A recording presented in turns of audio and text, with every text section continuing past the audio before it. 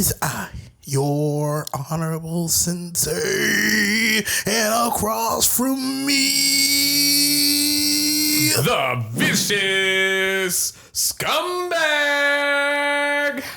And together we are a Longturnlarry podcast. And today we have Vivi the Orator. Vivi. Vivi, Heebie. Have a Vivi by me, BB, be a millionaire. That's right. I'll make you a rich wizard. So, Vivi, probably the most popular commander coming out of Final Fantasy, ironically, because usually that would go to Cloud. Yeah, 100%. That would go to Cloud normally. So this thing's got to be pretty broken, and it is. Vivi is 1 blue-red for a 0/3 wizard.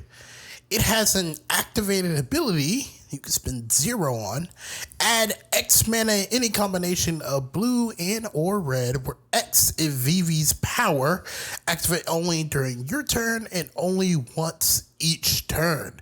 Whenever you cast a non-creature spell, put a +1/+1 counter on Vivi, and it deals 1 damage to each opponent.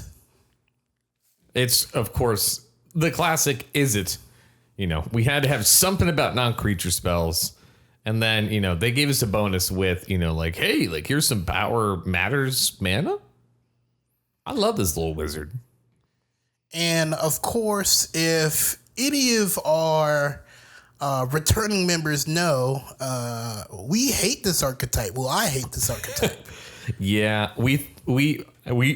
I agree with you. This is definitely an overplayed, stereotypical. It's got red and blue, so it's got to be non-creature Spellslinger. It must be. Yeah, no, not us, Larry's. Yes. So I think the most Final Fantasy thing that you could do is take a character that's supposed to be one thing and make it completely different than how you're supposed to play it. And it still works. So we made Vivi a Spellblade.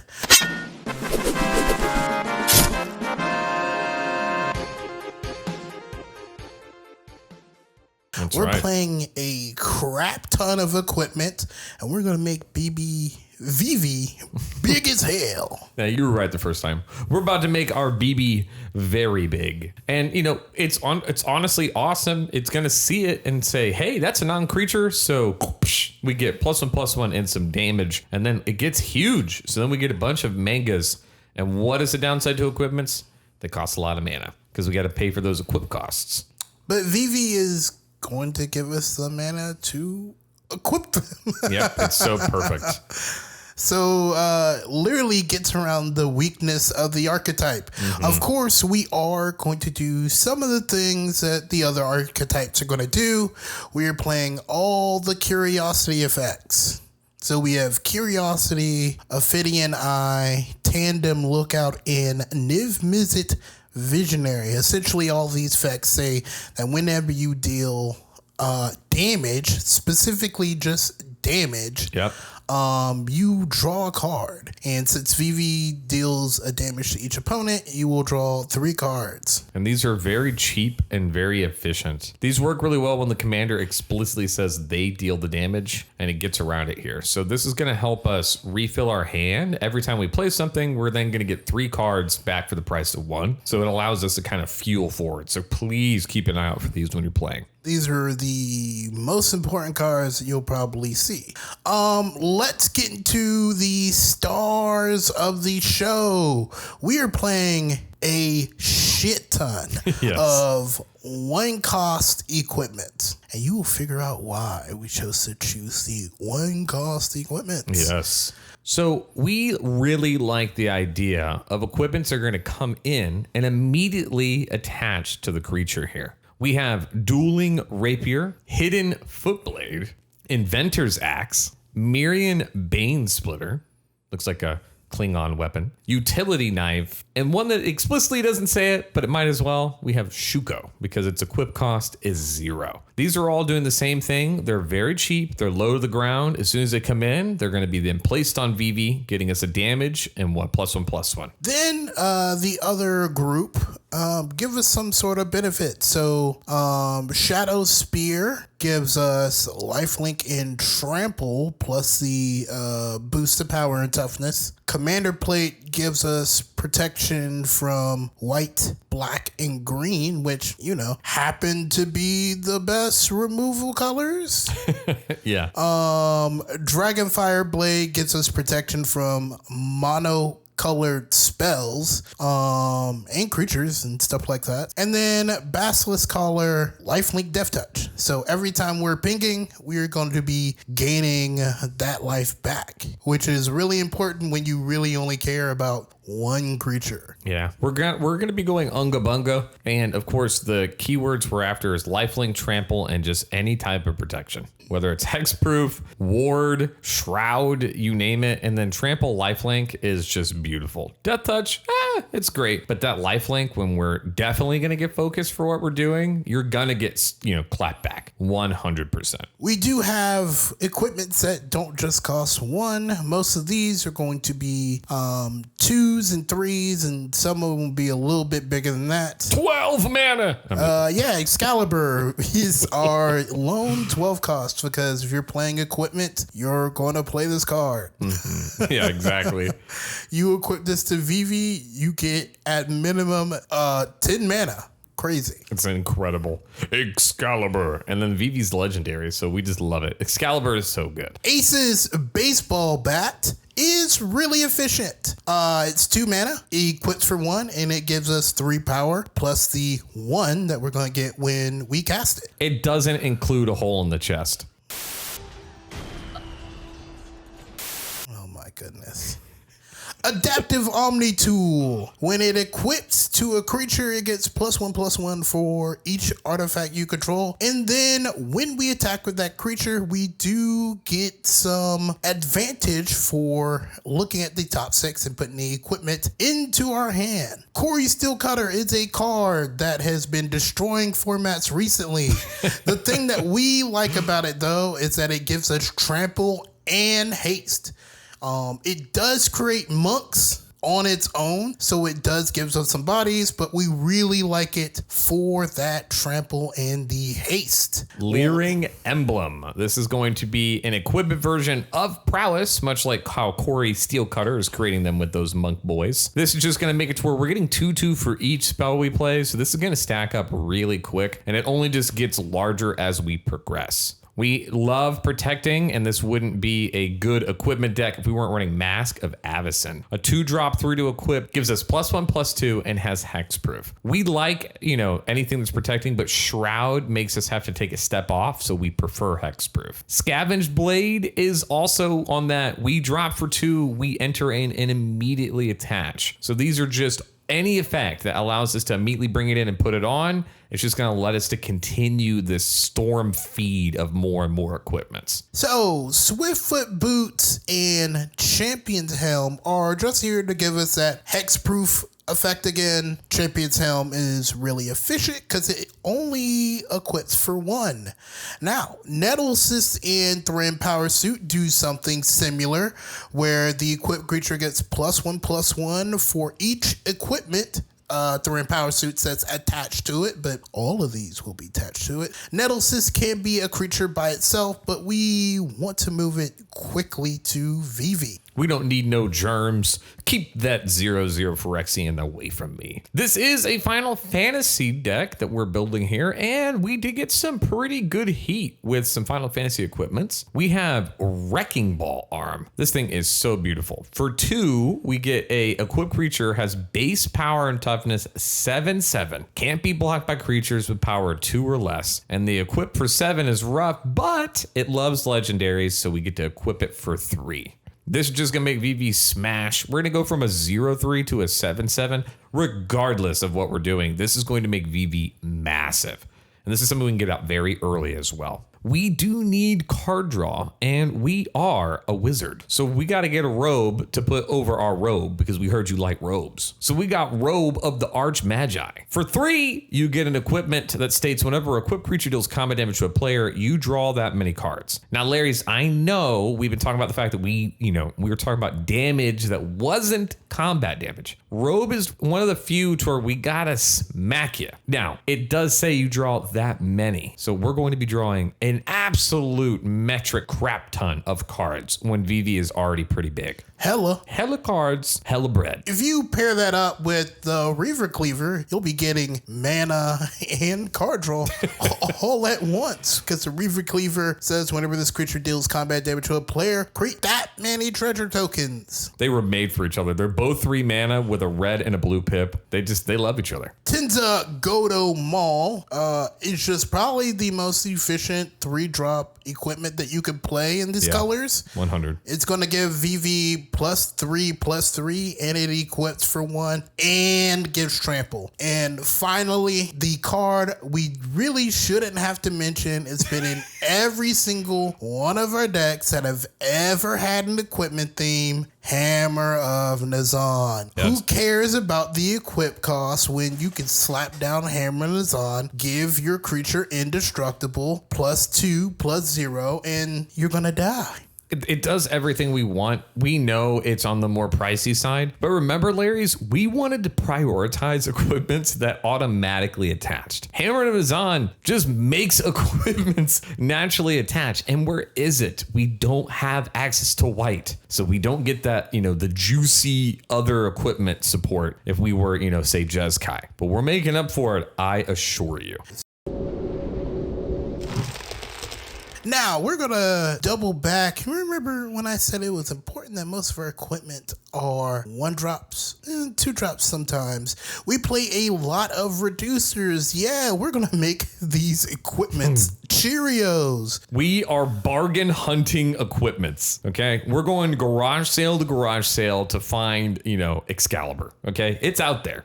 We promise you. We got to reduce the cost of all these artifacts. And that is not hard to do. So some that you already know: Enthusiastic Mechanaut, Ethereum Sculptor, Cloud Key, Foundry Inspector. One that I actually found was really good in this deck was Artisan's Talent.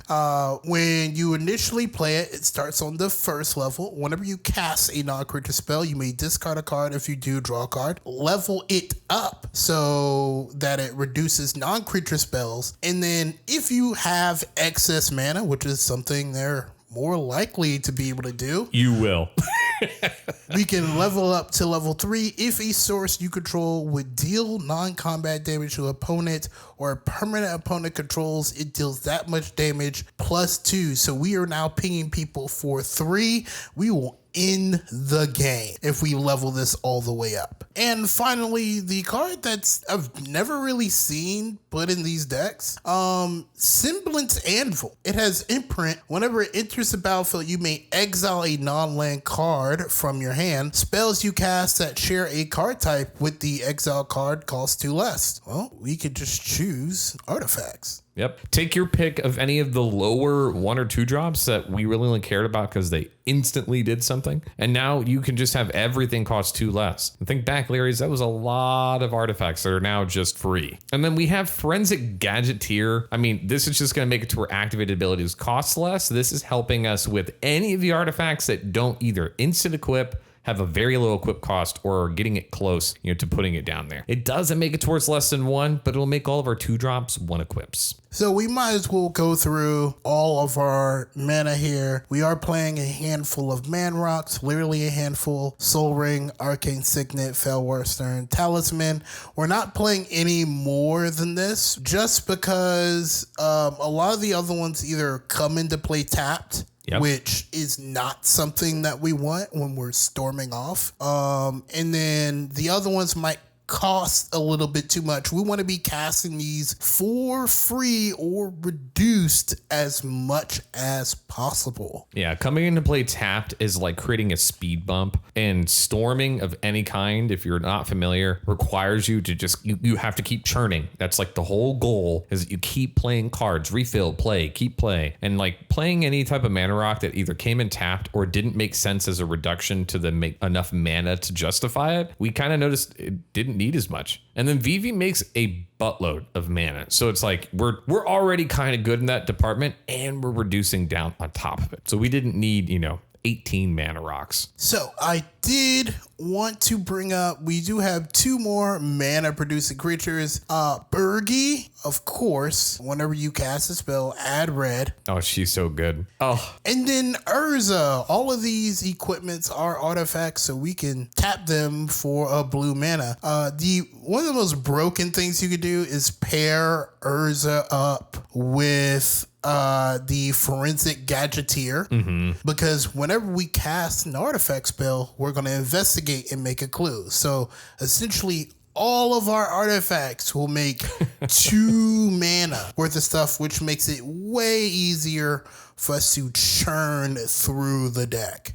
We're only rocking, to touch on this briefly, this is a bracket 3. We're only rocking a game changer and a singular tutor. That is Urza on our game changer list. Free my boy, Lord Artificer. An Inventor's Fair is going to be a land that we're running that's considered a tutor, because you can sack it for 4 to go search your library.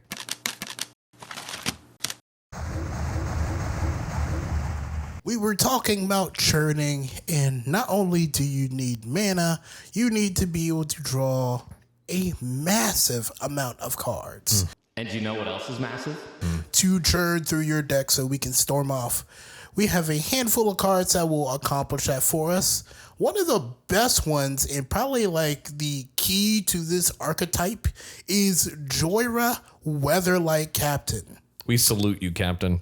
Whenever you cast a historic spell, you will draw a card. Please remember, it is historic, so any of our other legendary creatures will also trigger Joyra. Veldalkin Archmage. Whenever you cast an artifact spell, draw a card. Riddlesmith. Whenever you cast an artifact spell, you may draw a card. If you do discard a card, we're not really making any progress here when it comes to cards in our hand, but it does allow us to see more cards, and in conjunction with either of the other two can be extremely powerful.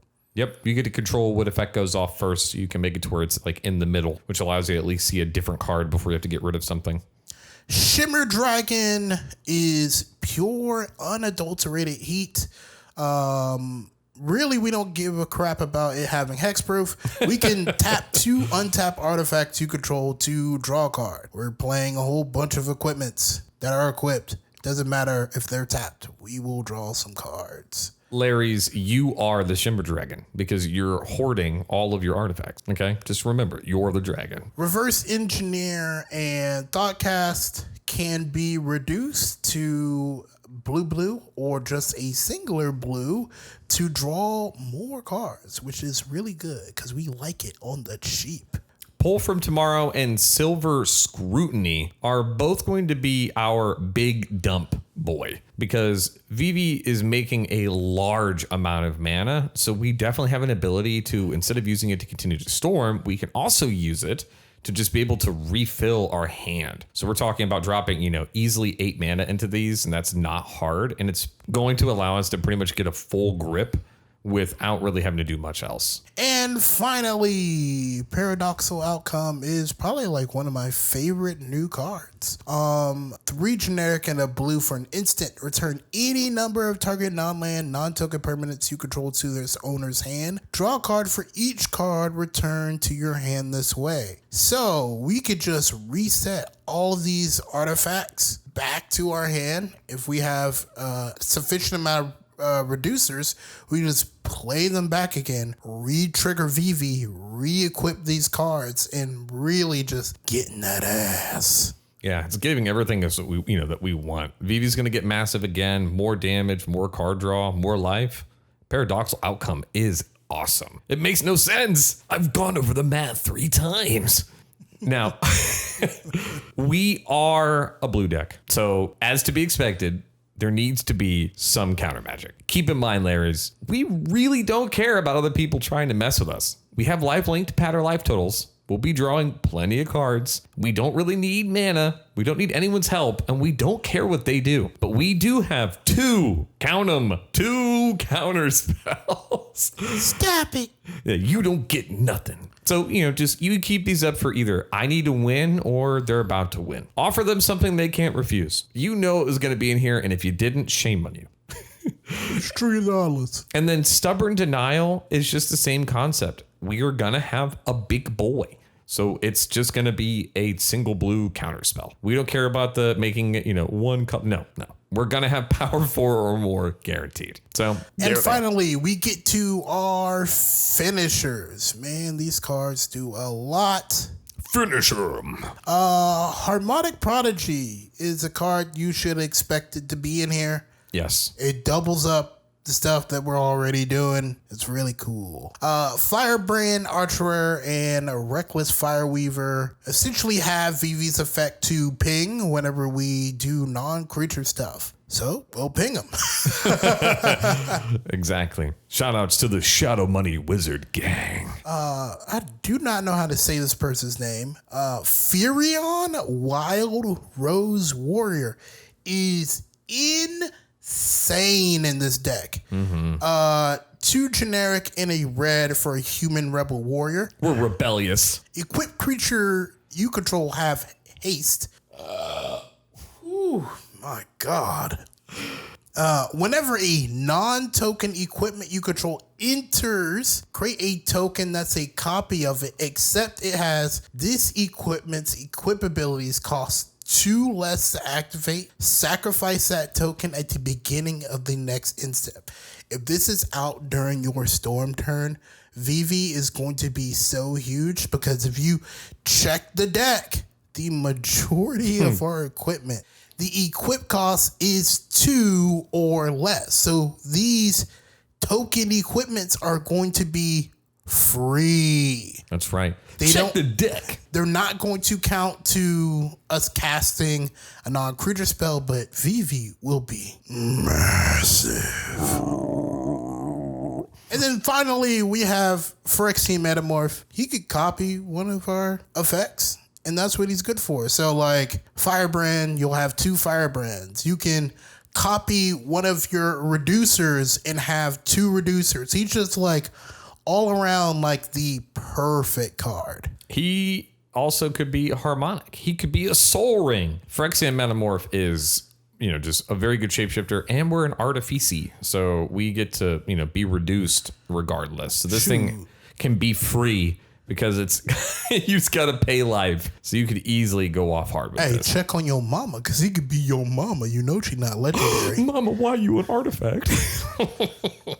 Join the Phyrexians, my boy. So that is the deck. I do want you to know that, because Vivi is so big, we are not only a Spellslinger storm deck. You could just kill somebody. Yes. Remember, it didn't say it had to be, a non-creature. It didn't say instant or sorcery. It just said non-creature. So we're just going to be benefiting. So don't be surprised if people die from the bottom effect of Vivi, and then the other ones you just kill with combat damage. You're going to get bonked. That little wizard staff is about to weigh like 5 tons. Just eat him. Is Vivi doing blackface? Is Vivi black? Only you decide. It's Aunt Vivian. Oh man, Aunt Vivi, why are you beating up the neighbor kids? Don't worry about it. Well, we hope that you like this Final Fantasy because it's going to be the final thing your friends see at your local game store. We love making this content for you guys, and if you like what you see, make sure you like, comment, and subscribe. And let us know if you're going to enjoy Vivi Equipment Storm. I am your vicious scumbag.